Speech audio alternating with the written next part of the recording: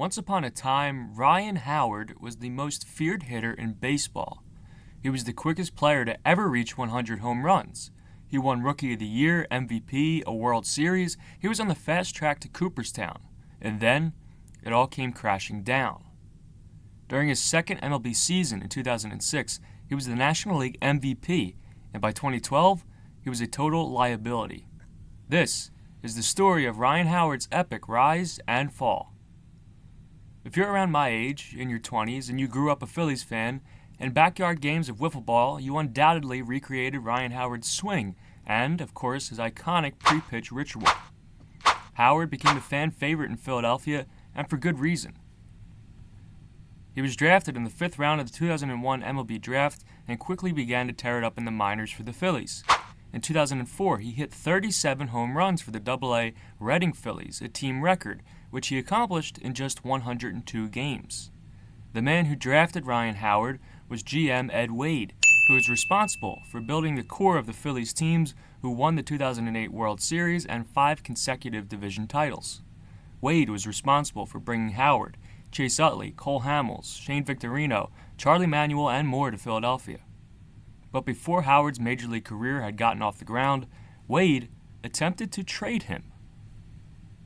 Considering the success Howard and the Phillies went on to have, it would have been a crucial mistake on Wade's part. But his hand was forced in April of 2005 when Howard's agent requested the team trade him away. But why? Because of another player Ed Wade had brought to Philadelphia, first baseman Jim Thome. Thome was signed 2 years earlier to inject some life into a failing Phillies franchise that hadn't made the playoffs in 9 years. Thome's first year with the Phillies coincided with the inaugural season of Citizens Bank Park, the Phillies' current home. The importance of Jim Thome in Ryan Howard's career cannot be understated.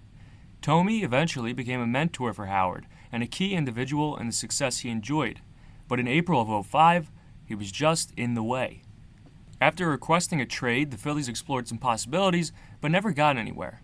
They knew they had something good in Howard, but they never could have expected what they ended up getting. Unfortunately for Thome, his 2005 campaign was filled with injuries.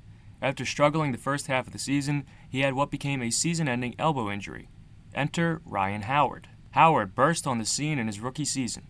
In just 82 games, he hit 22 home runs and drove in 63 runs with a .924 OPS. Numbers good enough to take home the NL Rookie of the Year award, becoming just the 4th winner in Phillies history. Despite Howard's emergence, the Phillies' playoff drought continued. They missed the 2005 postseason by just 1 game, and Ed Wade was fired.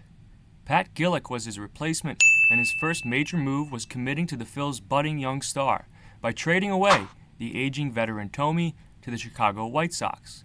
First base officially belonged to Ryan Howard, and he did not disappoint. Towering drive. Watch this baby way out of here.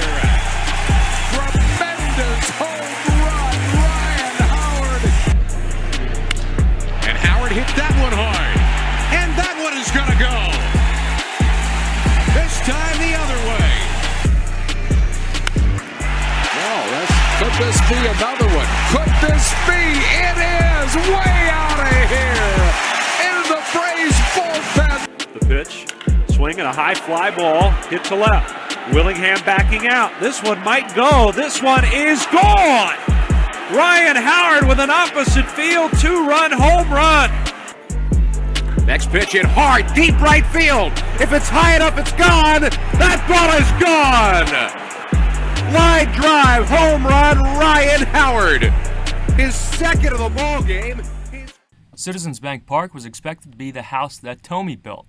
Instead, it became synonymous with Ryan Howard launching home runs into the upper deck. Picture this, it's April of 2006. You took the family out for a Sunday afternoon at the ballpark to see the Phils host the Marlins. You're strolling down the open-air concourse behind the batter's eye in center field, known as Ashburn Alley. You've just begun putting mustard on your hot dog when you notice a white sphere traveling towards your family with tremendous speed. Is it hail? In April? It doesn't even cross your mind that it could be a baseball, because what human being can hit a ball that far? As you shield your children from the object speeding towards you, you realize this young man, Ryan Howard, might be something special. That 496-foot home run was his first of 2 long balls that day and were just a small part of the 58 home runs he crushed during his 2006 MVP campaign. Fans that weren't already familiar with Howard certainly took note of him when he sent multiple homers into the Allegheny River during his home run derby victory that season. Despite Howard's dominance, the Phillies were 7 games under 500 at the break, so Howard turned it up a notch. Over the final 75 games of the season, the Phillies went 45-30, thanks in large part to Howard, who put up numbers that the average player would be happy to finish a full season with.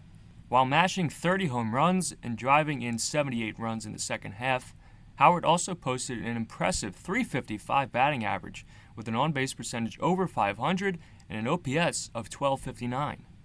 During that season, he surpassed Mike Schmidt for the most home runs by a Philly in a single season and became the first Philly to ever homer 50 times in a season. Number 49 was a long drive to the upper deck of RFK Stadium in Washington, D.C. A few days later, numbers 50, 51, and 52 all came on the same day in true Ryan Howard fashion. During his 06 campaign, he had 7 multi-homer games, so Howard was no stranger to putting the team on his back and delivering. He did it again for numbers 55 and 56 and finished the season with mind-bending statistics.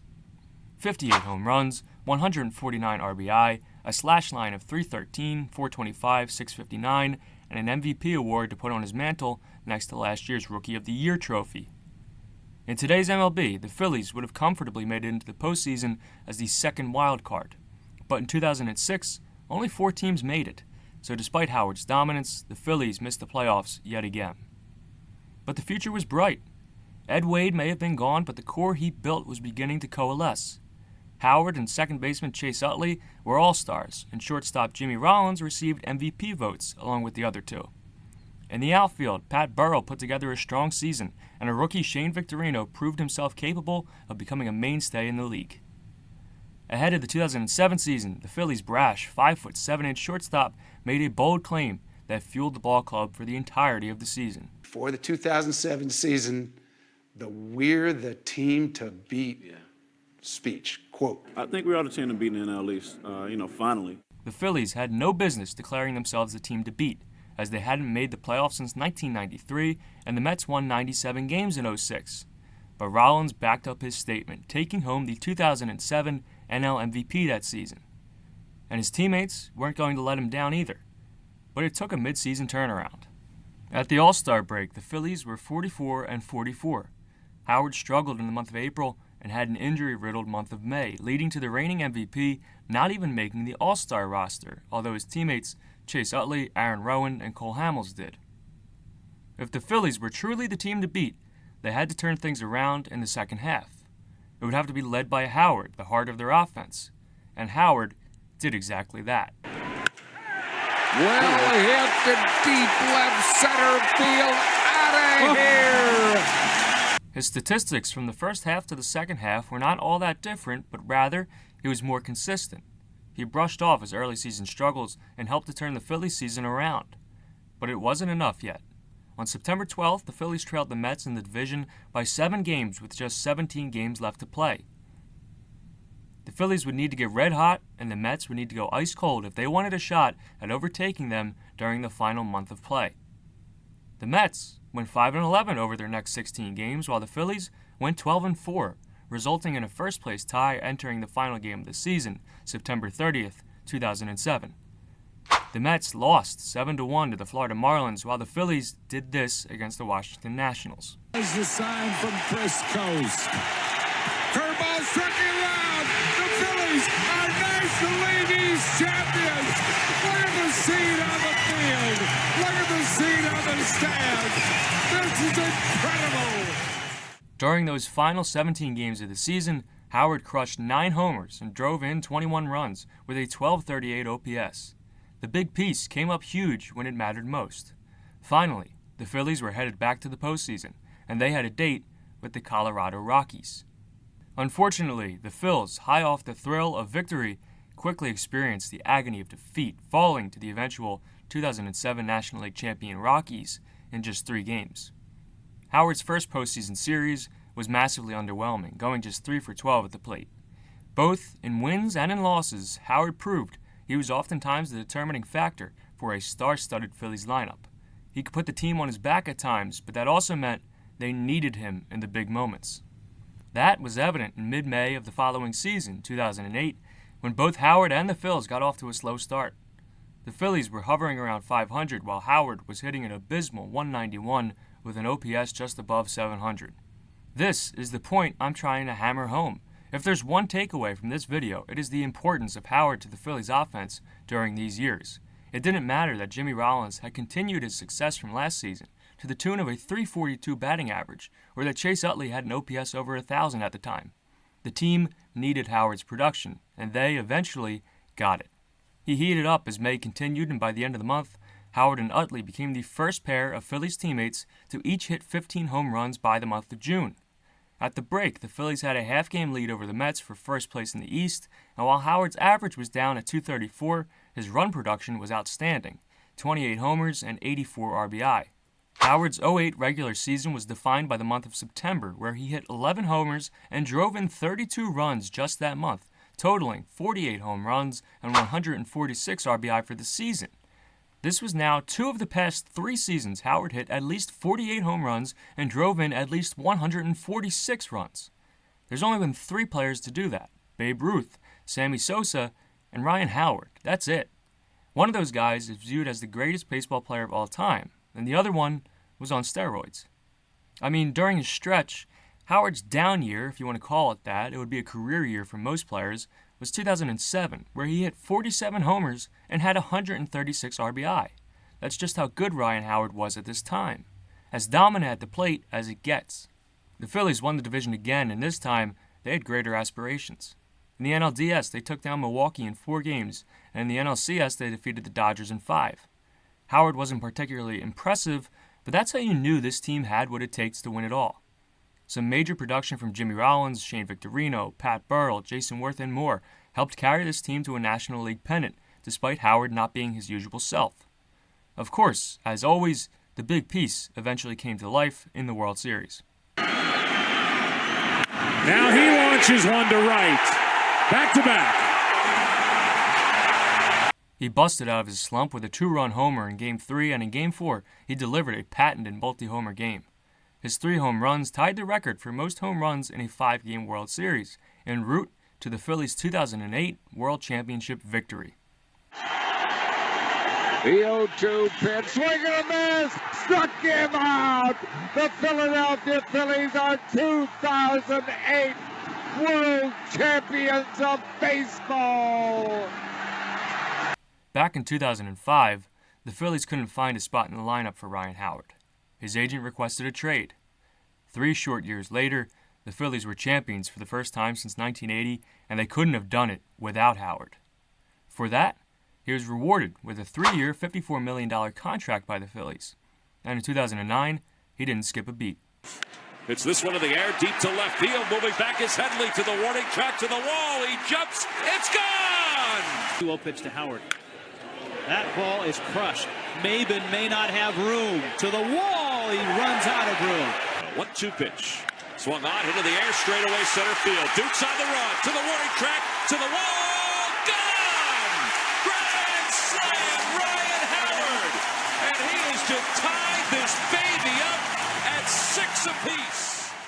He finished second in MVP voting in 08 and finished in third in 09, hitting 45 home runs and driving in 141 runs. Again, 4 consecutive seasons now with at least 45 homers and 135 RBI. That's only been done by Howard, Sosa, and Ruth again. And again, the Phillies were NL East Division champions, and in the NLDS, they'd have a rematch with the Rockies. Only this time, the Phillies were ready for them. They had much more experience under their belt. They were the defending champs. And that experience and confidence shined no brighter than on a 35-degree October night in Colorado during Game 4. The Phillies were down 4-2 entering the 9th, and the Rockies brought in their dominant young closer, Houston Street. Howard, due up 5th that inning, assured his teammates if he got the opportunity to make his mark on the game, he'd do exactly that. He conveyed this message in 6 short words. Get me to the plate, boys. And he made good on his word. Howard sends one to right. On the run is Gonzalez, and he cannot get there. It bounces off the wall. Can Utley score? Victorino's in front of him. The throw to the plate. Utley scores, and the Phillies have tied it. The Phillies won the game and the series, moving on to face the Dodgers in the NLCS once again. In that series, Howard won NLCS MVP and also tied Lou Gehrig's record for most consecutive postseason games with an RBI with 8. But Howard's production was reduced to virtually nothing in the World Series against the Yankees, and the Phillies lost in 6 games. In that series, Howard struck out a record 13 times. Strikeouts had always been a given with Howard, but in this series, he hit just 174 with only 1 home run, and the Phillies failed to repeat. Despite that, the Phillies were well aware of Howard's importance, and early on in the 2010 season, they made sure to lock him up long-term. They gave the 30-year-old Howard a 5-year, $125 million extension, meaning the contract wouldn't begin until the 2012 season and would last until 2016 with a club option for 2017. In January of that year, a column on MLB.com listed Howard's case for the Hall of Fame as young and promising. Around that same time, in an interview with the Philadelphia Daily News, Mike Schmidt, the greatest Philly of all time, spoke highly of Howard.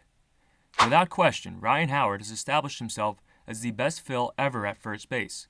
Ryan has a Rookie of the Year, an MVP, and a ring. Now, the only test he has to pass is that of time. It takes supreme sacrifice to be the best, and I think Ryan has that type of desire. Kevin Gregg, coordinator of baseball communications for the Phillies, wrote, "It is hard to fathom what sort of numbers Howard is capable of posting by the time his playing days are over. Having just turned 30, he has entered the prime of his career and cemented his value to this current core of young and talented Phillies, something that makes life easier for current general manager Ruben Amaro Jr.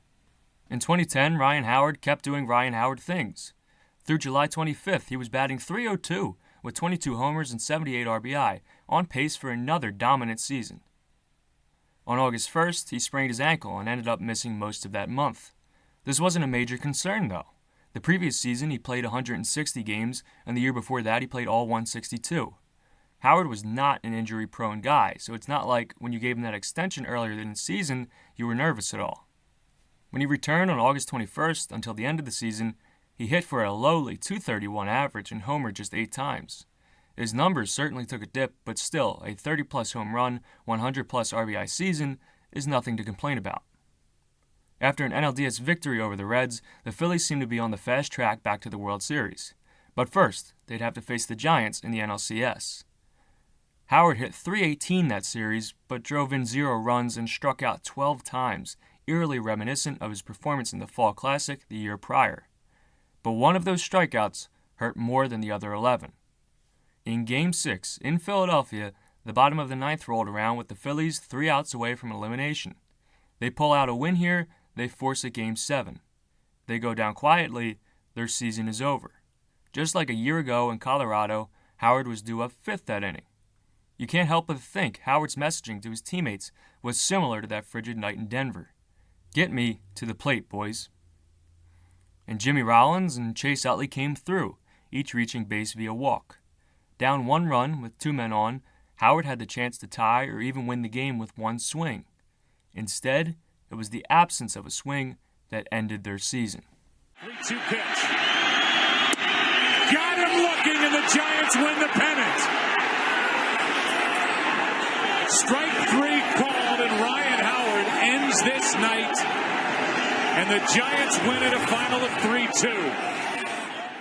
For the first time, things began to feel like they were slipping away from the Phillies. In 2008, they won the World Series. In the 2 seasons that followed, they had similar, even better rosters, yet they were regressing. A World Series loss in 2009, and then being eliminated around earlier in 2010. The core of Howard, Utley, and Rollins was beginning to age. Howard had finally shown signs of regression. Their championship window was closing. So in 2011, they would be all in. GM Ruben Amaro Jr. brought Cliff Lee back after a year away and assembled the 4 aces of Lee, Roy Halladay, Cole Hamels, and Roy Oswalt. A midseason trade brought 2009 All-Star right fielder Hunter Pence to Philadelphia, and the Phillies never looked back. They won 102 games that season, the best record in baseball and their best in franchise history. Howard had a similar season to that of 2010. You started to realize at this point, despite his incredible start to his career, he couldn't hit 45 homers and drive in 140 forever. There was going to be regression, and if that regression was being a 30-homer, 100 RBI guy into his 30s, you'd live with that. Clearly, it was working, evidenced by the triple-digit win total the Phillies had. The 2011 NLDS pitted them against the Cardinals. Myself, being a young kid at Game 1 of that series, I will never forget Howard's 8-pitch at-bat with Kyle Loesch that ended in a go-ahead 3-run missile. Unfortunately, that's where Howard's success at the plate ended. For the rest of the series, which went 5 games, he recorded just one more hit. Game 5 of the 2011 NLDS is one of the most important games in Philadelphia Phillies history. In my Roy Halladay video, I covered the effects it had on his career and his life. This game was also inexpressibly impactful on Ryan Howard's career. In a 1-0 ballgame, in the bottom of the 9th, we find Howard due up third. Cardinals starting pitcher Chris Carpenter is still in the game despite being well over 100 pitches. Chase Utley and Hunter Pence make the first 2 outs of the inning. Howard comes up with not only a game on the line, but a season. Not only a season, but an era. And with one swing of the bat, that era came to an end. Right here. Ground ball to the right side. Punto has it. And running over, and the Cardinals have done it. The St. Louis Cardinals, improbable in making the playoffs, and Ryan Howard is down. He is hurt halfway between home and first base. So Howard is hurt, and the Cardinals are celebrating out around first base. It was a torn Achilles for Ryan Howard. It wouldn't be the last at-bat of his career, but it would be the last postseason at-bat of his career, and the last at-bat of that version of Ryan Howard. After the injury, he was never the same. He played out the remainder of his contract and showed glimpses of hope, such as his 23-home run, 95 RBI campaign in 2014, but he also struck out an MLB-leading 190 times that season with a .223 batting average. He never necessarily lost the power, but he lost the consistency.